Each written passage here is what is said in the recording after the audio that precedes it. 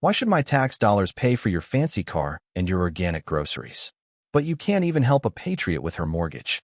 Yeah, that was the opening line. Not, excuse me, do you have the time? Not, could you spare a cup of sugar? Just that.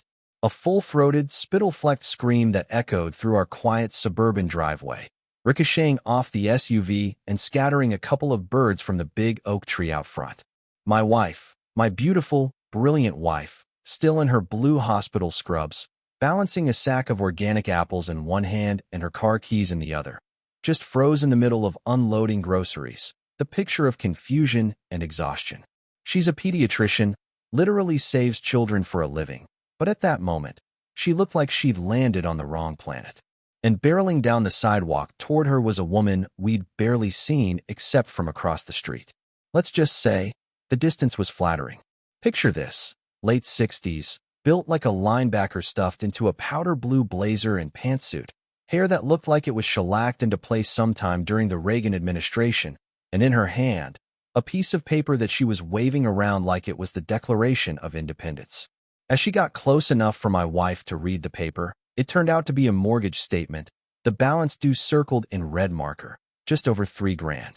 This stranger, someone we'd never even properly met, was trying to hand my wife her mortgage bill. From my office window, I'd heard the commotion. At first, thought it was kids or maybe a delivery mix-up, but the tone, something was off, shrill, angry, urgent. By the time I looked out, it was like some weird theater, my wife standing there, too tired to process, this lady in her personal space, jabbing the bill at her chest. My wife, God bless her, is the calmest person I know. She deals with panicked parents and crying toddlers for a living. Her default is gentle patience. I'm sorry, she said, even as her eyes screamed, what the actual hell? I think you've got the wrong person. I don't know you. Oh, I know exactly who you are, the woman hissed, eyes flicking over my wife's designer handbag, the new SUV, the groceries, taking inventory, building a case. I see you living high on the hog. Government program, right? I read all about it. Reparations, or whatever. Well, that's coming out of my taxes. Hardworking, patriotic Americans like me. The least you can do is pay what you owe. It was so far removed from reality, I almost laughed, except I could feel my chest tightening. This woman had built an entire fantasy world where my wife, a black doctor who works herself half to death, was some secret beneficiary of a government handout, and that meant she owed her, a total stranger, a mortgage payment. The logic only made sense if you were wearing a tinfoil hat. My wife just stood there, speechless, apples in hand. This wasn't just garden-variety racism. This was racism that had gone down the rabbit hole and come out the other side raving about federal programs that didn't exist. By now, I was halfway down the stairs with my phone in hand, because my gut told me this wasn't about to de-escalate on its own. My wife found her voice. Ma'am, there is no program. I'm a doctor. I pay my own bills. I suggest you do the same and get off my property. But you can't reason with a delusion. The woman's face turned this alarming shade of red, clashing spectacularly with her powder blue blazer. A doctor, huh? Affirmative action. They let anyone in these days to fill quotas. Are you even a real doctor? She went off. Insult after insult, each more unhinged than the last, questioning my wife's education, her career, her basic right to exist in that moment. All because she couldn't imagine a black woman being successful any other way. I made it to the porch, phone recording, but I didn't run out. A black man rushing out to confront an elderly white woman? That's a recipe for disaster. So I just stood there, a silent witness, ready if things went south. My wife, ever the professional, decided the conversation was over. She turned her back, reached into the trunk for another grocery bag, and that, apparently, was the ultimate offense. The woman pulled out her own phone, rhinestone case, about 3 generations behind, and started dialing. That's it. I'm calling the police. I'm being defrauded. She actually dialed 911, her voice shifting instantly to a quavering, tearful damsel in distress routine. Yes, hello, I need an officer. My neighbor, she's refusing to pay her debts. It's a financial crime. She's aggressive. I'm an old woman. I'm afraid she's going to attack me. The most breathtaking pile of lies I've ever heard, delivered loud enough for half the street to hear. She was putting on a show, painting my wife as a violent criminal, and I felt this cold, hard knot of fear in my stomach. A 911 call isn't a joke. It brings people with guns, and when the caller is a hysterical white woman pointing at a black person, the outcome is a dice roll you never want to make. Didn't take long. One squad car, young white cop, looks like he's fresh out of the academy, the kind of face you'd see on a police recruitment poster. He sizes up the scene, screaming lady, calm but furious black woman, me hovering on the porch, and the performance resumes. Officer. Thank God. She's refusing to honor the payment plan. The woman wails, shoving the crumpled mortgage statement at him. Federal Patriot Contribution Program. It's all over the news. Urban Dividend. They're supposed to subsidize senior citizens. It's fraud. Grand larceny. The cop reads the bill, sees it's not my wife's address, and just looks lost. Ma'am, is this your bill? My wife, cool as ever, just shakes her head. No, officer. Never seen this woman before today. The cop turns back. Ma'am, I'm not aware of any such program.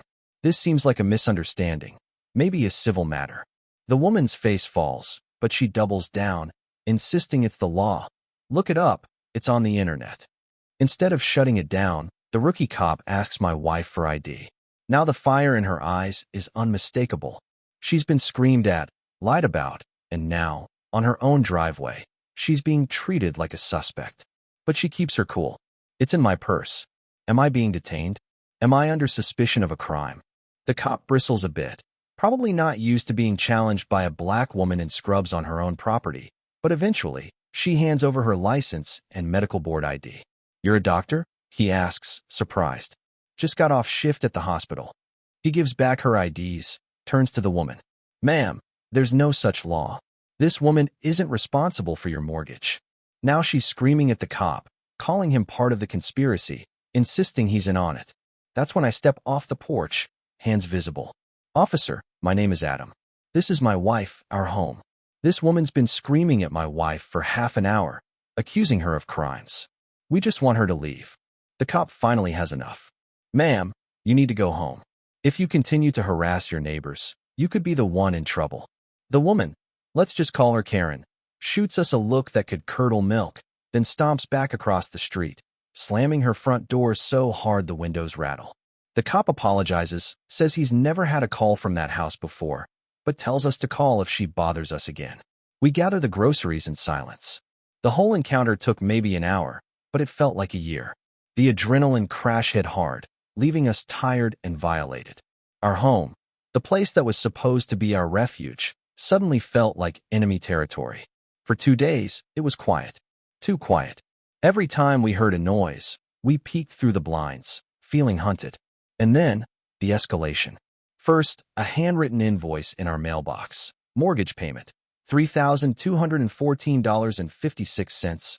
Car insurance, $427.88. Total, $3,642.44. Late fees will apply. We laughed it off, but we knew she wasn't letting this go. A few days later, my wife's planting flowers in the yard, and Karen is on the sidewalk with a clipboard, snapping photos, just documenting your assets for the collections agency. My wife ignores her, but I can see her shoulders are tight. This wasn't just about money anymore. It was psychological warfare. And then came the smear campaign. We started noticing neighbors, folks who'd been friendly, waving, chatting about the weather, suddenly avoiding us, crossing the street, ducking back into their houses. One neighbor, Tom, finally pulled me aside. Hey, man, everything all right? Financially, I was stunned. What are you talking about? Karen's been talking. Says you're part of some scam, trying to get the community to pay your bills. She's got evidence, internet printouts, her own made-up invoices. She's been poisoning the well. We were the ones being harassed, but she'd flipped the script. We were the villains now. I tried to explain. Tom believed me, but the damage was done. It felt like fighting fog. Just as we were feeling totally isolated, Karen's son, Mark, showed up at our door. He was apologetic, exhausted. She's not well. She gets these ideas from the internet. She can't tell what's real anymore. I'm sorry you've become her focus. If you need to get a restraining order, I'll testify for you. I want to help. We were so relieved to have an ally. We didn't think twice when he recommended a lawyer for us. Big mistake. The lawyer filed the papers. We gathered evidence. Video, photos, everything. Mark told us not to engage, just document. Don't talk to her, just record. It'll show you're not the aggressors. Sounded logical. But the day of the hearing, everything flipped.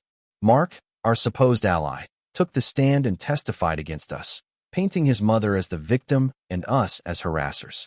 Our own lawyer played right along, showing video of us filming Karen, arguing we were tormenting a sick old woman. The judge, a white lady in her 50s, bought every word. I see a pattern of harassment, she said, looking at us with cold suspicion. Restraining order denied. Warning issued against us.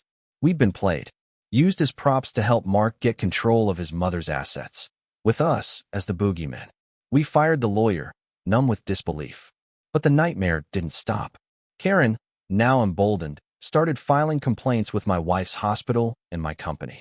Allegations of harassment, elder abuse, unfit to be around children, HR investigations, meetings, endless stress. Our careers teetered. The attacks came from every direction. Letters, emails, even a GoFundMe that Mark started, painting himself as the devoted son fighting to save his mom from predatory cult neighbors. The story went viral. We started getting hate mail, even threats. But then, finally, some hope. Our new lawyer Maria, a pit bull in heels, and her PI, Frank, dug up everything. Emails between Mark and our old lawyer laying out the scam, bank records showing Mark draining Karen's accounts, a power of attorney signed under false pretenses, a deed transfer for Karen's house, a second mortgage in process. The evidence was overwhelming. Mark wasn't protecting his mother.